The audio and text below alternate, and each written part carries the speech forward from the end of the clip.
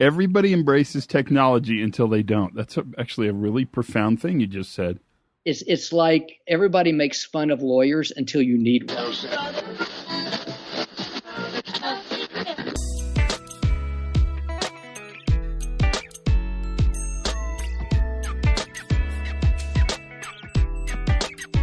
Hey, everybody. Welcome to the Pre-Accident Podcast. I am your host for today's shindig, and we will be digging some shins today, no doubt about it. Hey, it's a big day. It's, what is it, end of March? No, March. What is wrong? Oh, I would like to say that's a Freudian slip, but I'm not even sure where that came from. I think that's jet lag, actually, because I just came back from spending 2 weeks with Shane and Peggy Bush in Singapore and Thailand, and doing some human performance training, and I'm suffering the jet lag as I do this podcast, and so that's what it's about. Today's podcast is interesting because there's an opportunity that's available to you that I didn't know was available, actually, until this morning when I got a call and was told that the numbers were really low for this meeting and they needed people, and then I said, well, is it open to the public? Because it doesn't sound like it is, and they said, yeah, it's actually open. So I said we should do a podcast. So that's I'm going to talk to Dr. Alan Frankfurt, our friend, Dr. Alan Frankfurt, who's been on the pod before, and he's very thoughtful and works a lot. He's an anesthesiologist who works a lot with high reliability in healthcare and hospitals, and he thinks a lot about it in operational settings, and that's really interesting. So I could tell you about that. Well, in fact, I'm going to tell you about that. That's going to happen for sure. I could tell you stories of Thailand and Singapore, and maybe I should. So let me tell you one. Okay, there's many involving Shane Bush and massage parlors. I mean, we can talk about this, but you hide the kids. Now, the one I want to tell you is we went to a Michelin star restaurant, and the most amazing dish. It was a chicken, like I don't even know, like a rotisserie, like not even rotisserie, and it wasn't baked. That sounds boring. It was a roasted chicken served with mushrooms and rice and this bean that looked like a lentil, but I wasn't sure what it was. And it's a Michelin star restaurant. I mean, it's a fancy pants. Like if you were in Denmark, that would cost you, 300 euro. In Paris, it would cost you 400 euro. In L.A., San Francisco, that's the height of what restaurants get to.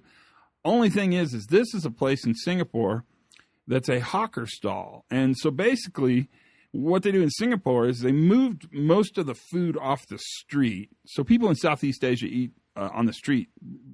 Street food is really good. It's super plentiful, and it's very affordable, and that's kind of a good thing. The problem is, if you care about public health issues, it's really rather difficult to manage a kitchen that is a cart on a curb next to a road with no running water, no hot water. And so what Singapore did, and this makes sense if you know Singapore, is they put all their street food in these little hawker stalls. And they basically built this kind of awning to protect you from the hot sun. And in the middle of the awning, they put lots and lots of tables and chairs. And then around the edges of that awning, they have these rather permanent street food stalls. And they're all really good. You can get Singapore noodles. You can get Singapore is a really interesting combination of Chinese food, Malaysian food, Indian food, Indonesian food, Thai food. And all of that kind of comes together to be Singaporean food. And they have a Michelin star food hawker, a food stall. And so we went there. We actually went to two of them, if I'm going to be honest with you. It was remarkable. And so I haven't been to a lot of Michelin star restaurants because I'm pretty cheap and I can't imagine spending that much money at a restaurant. But I've been to a couple. But I have to tell you, this restaurant was amazing. And the dish, their famous dish, which people were lining up out the street and around the block for, is this chicken dish. And if you bought this chicken dish at a Michelin star restaurant, the most it will cost you is $3.40. And you want me to repeat that? $3.40. So I was in pretty tall cotton. So I bought everyone's dinner because now I can actually lord that over them and say that I actually treated a whole bunch of people to a Michelin star restaurant. They also had this crispy pork dish that was amazing. So it was a really wonderful place to eat, and it was fun. And I think you go there. The food's very good. The line could get tedious. I could see where that'd be a problem. We kind of lucked out, and the line wasn't too long. But the food's amazing. And the reason you go there is entirely for bragging rights. The story I just told you right now is the very reason I went to that restaurant. And I'll tell it hundreds. My friends will be, their eyes will roll, and they'll tell me to shut up. That's how many times I'll tell this story. But it was completely worth it, you guys. And if you get to Singapore, it's really easy to find these places. And they're not really, I wouldn't say they're touristy. In fact, I will tell you the lines we stood in were not filled with people like us. They were filled with people who live there. And so it's quite a deal. And the food was incredible. It was really good. But it made me think of a story I wanted to tell you guys on the podcast. So I live in Santa Fe. I talk about that a bunch. It's a great place to live. If you haven't been here, consider this an invitation. Come and see us. If you have been here, it's a really interesting, it's an old city. It's been around a really long time. It's almost tied with St. Augustine, Florida. It being the oldest city in the United States. It's the second oldest city, but we have the oldest house and the oldest church and the oldest continuously occupied government building. And then we have lots of art galleries and lots of great restaurants. It's a fun place. Shopping. There's tons of shopping. I find that part boring, and then amazing museums. There's a lot to do here. And for a long time, there was a 5 and dime store, a Woolworth store, on the main plaza of Santa Fe, which is kind of the tourist area. There's a couple tourist areas, but that one's really big. And they were really famous for having a lunch counter where you could get Frito pie. Now, if you don't know what Frito pie is, and a lot of you will, because if you're from Texas, you totally know what this is. But they take Fritos, Fritos, the corn chips, and they rip the bag open, and they pour chili on top of those corn chips, and then they put cheese, lettuce, tomato, and onions, and they give you a fork.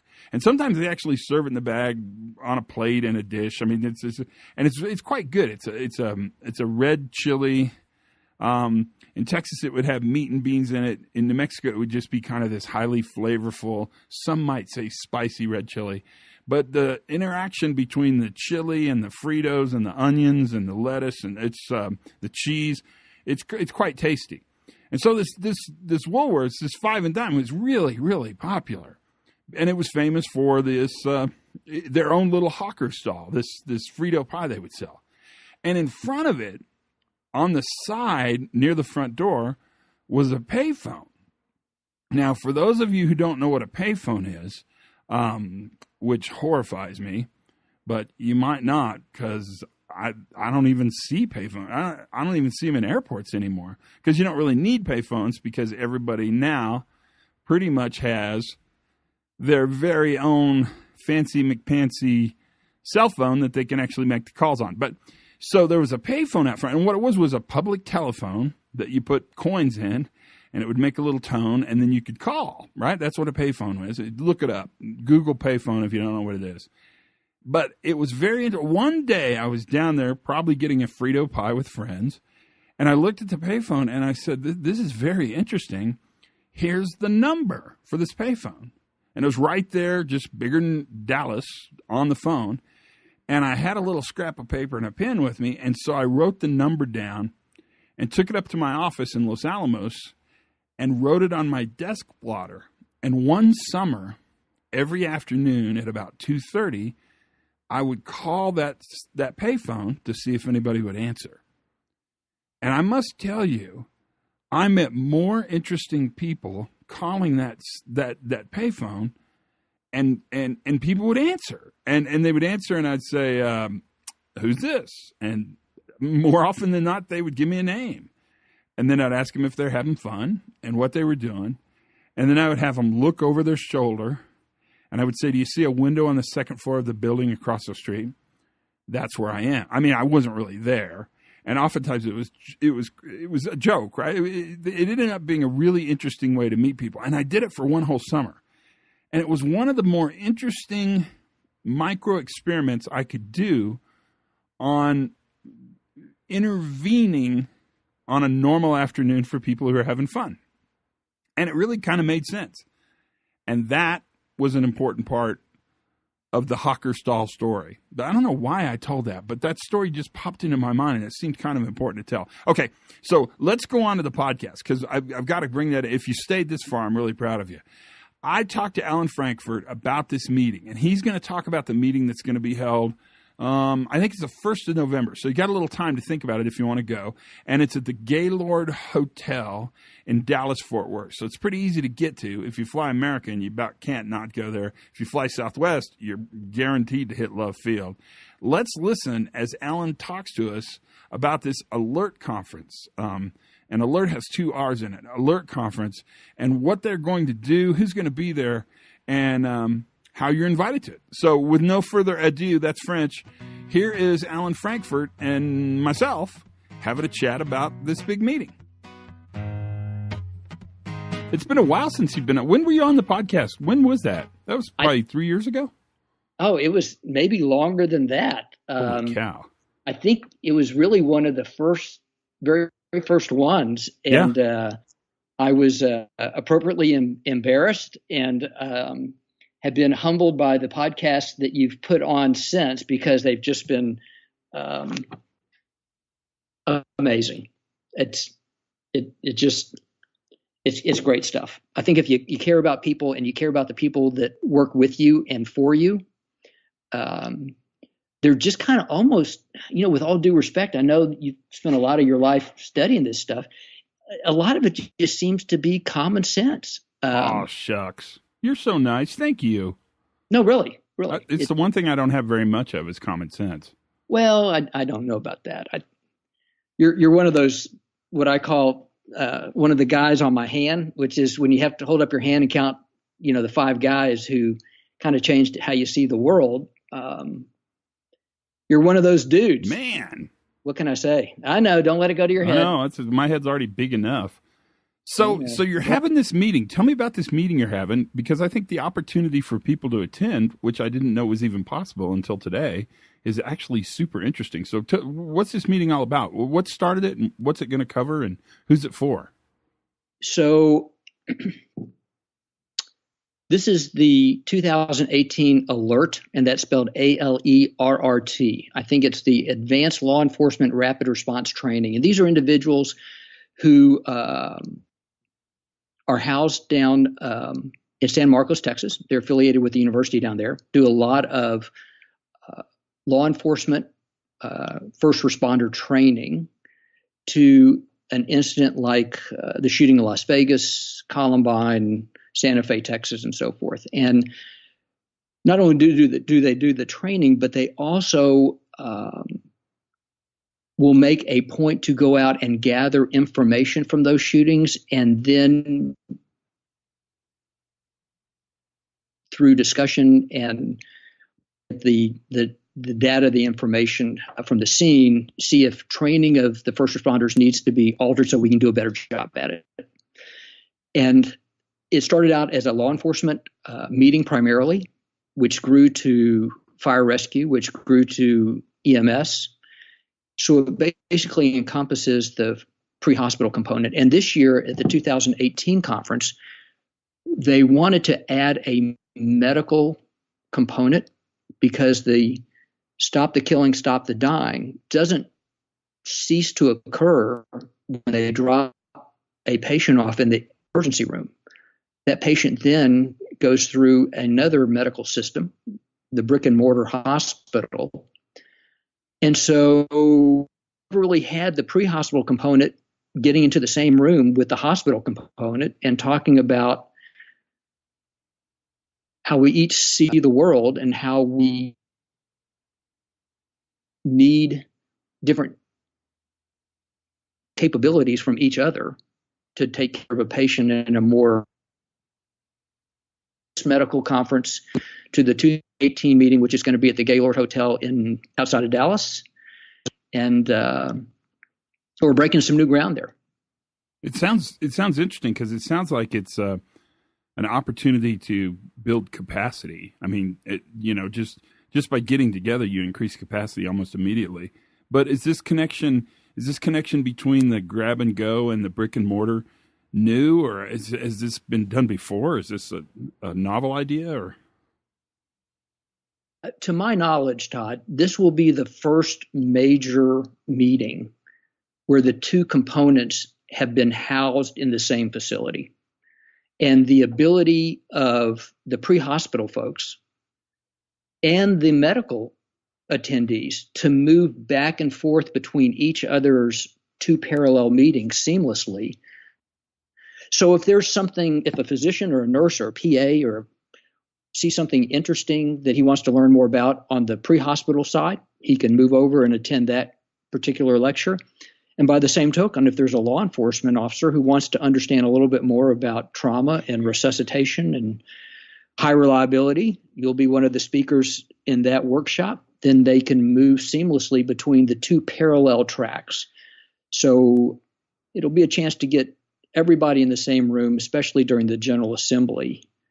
And it sounds like a really interesting meeting where there'll be lots of I'm sure there's going to be a lot of interesting stories, but lots of discussions around how big, complex organizations move towards higher reliability, which I think is pretty fitting for about anybody who is interested in that journey.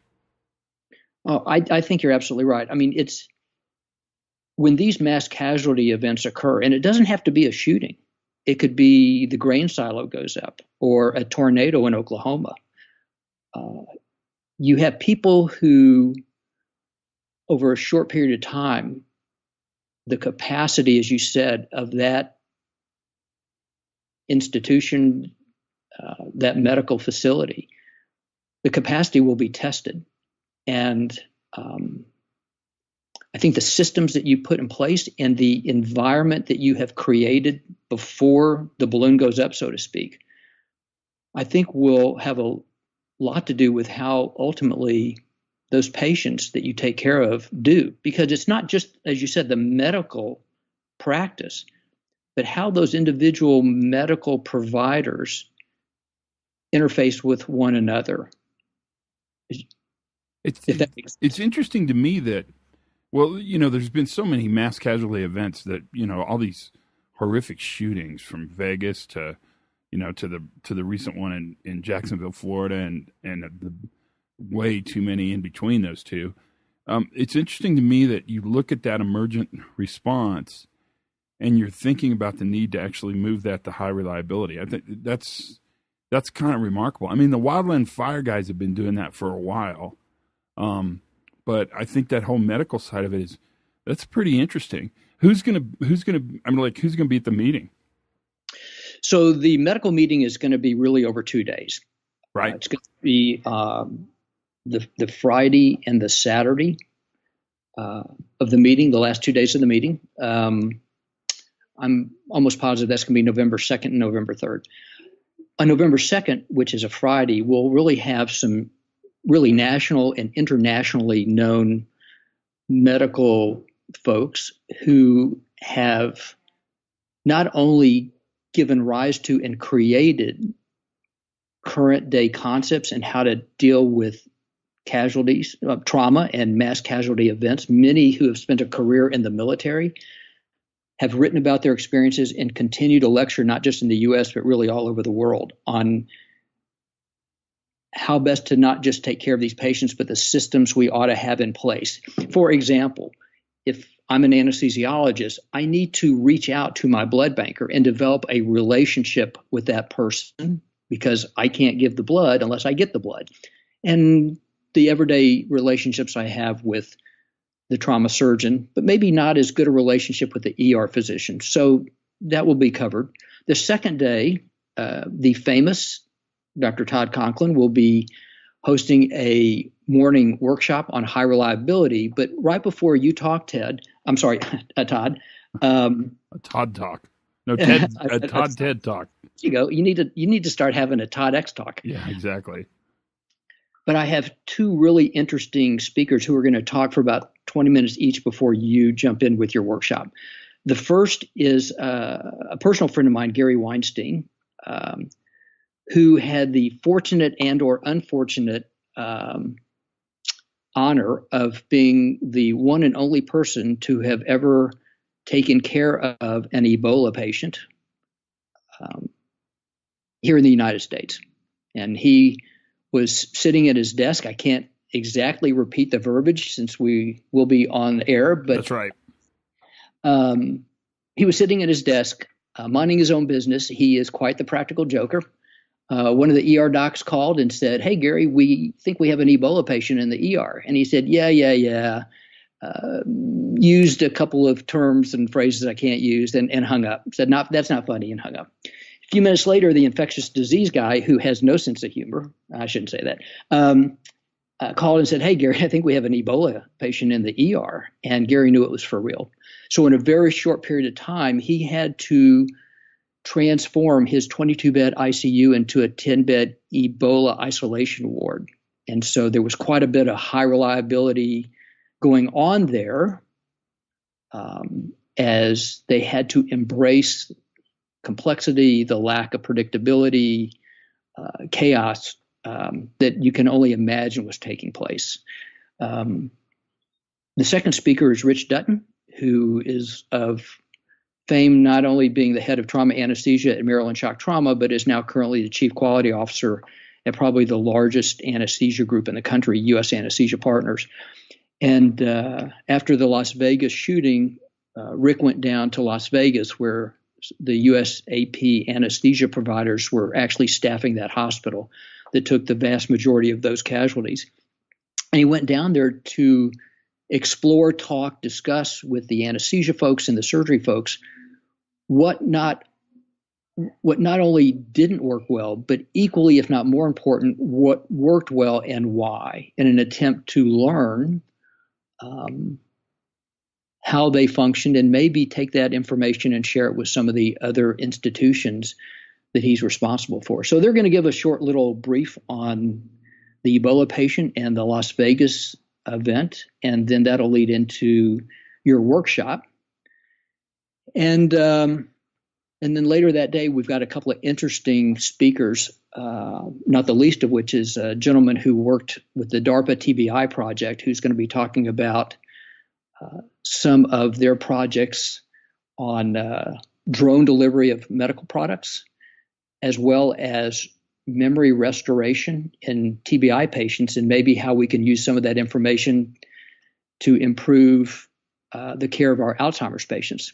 So day one's kind of a traditional kind of blood and guts day, taking care of the sick shocky trauma patient. And then day two is a little bit more,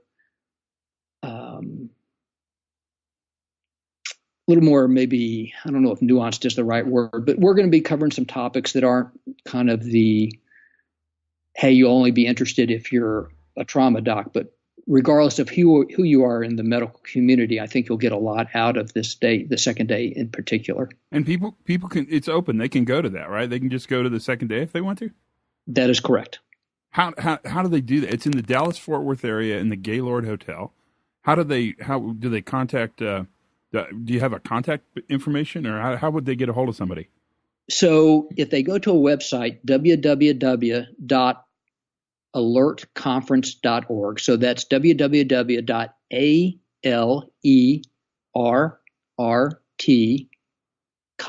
all one big word, .org. The homepage will come up. The place for registration comes up. There's actually a syllabus that will come up, and that should get them there. Perfect. And I think it's going to be a unique opportunity, not just from the medical side, to hear really some world-class people on day one, but as you said, to begin to marry our medical capabilities with the systems that we need to have in place in our brick and mortar hospitals so that we can really take advantage of what we've learned medically by creating a system that's really good at implementing it. Very cool. Well, that's cool. Well, thank you. Thank you. I appreciate it greatly. Well, I'm very excited to have you in Dallas. And I really appreciate the opportunity to come on the podcast, and am humbled to do so. Oh, man, you're the best. You can come on anytime you want to. So what do you think? That was Alan Frankfurt, Dr. Alan Frankfurt, if you will, please, talking about the ALERRT conference, ALERRT conference.org, in Dallas-Fort Worth, November 2nd, 3rd, or 3rd and 4th, somewhere in there. Friday and Saturday is when the conference is, because that's when doctor people have conferences. I know it sounds crazy, but that's what they do. And so if you get a chance and you've got some time and you're interested in high reliability in complex organizations, and I actually think this one's different. It's high reliability in complex organizations and emergent situations. This might be a meeting for you to think about, and you're more than welcome. It'd be fun to see you there if you can. That's pretty much the podcast. I got to tell my payphone story, and I got to talk about Shane and Peggy in Southeast Asia. What more else could I do? Have a great summer, what's left of it. Have fun. Keep out of trouble, if you know what I mean. And try to learn something new every single day. Have as much fun as you possibly can. And for goodness sakes, be safe.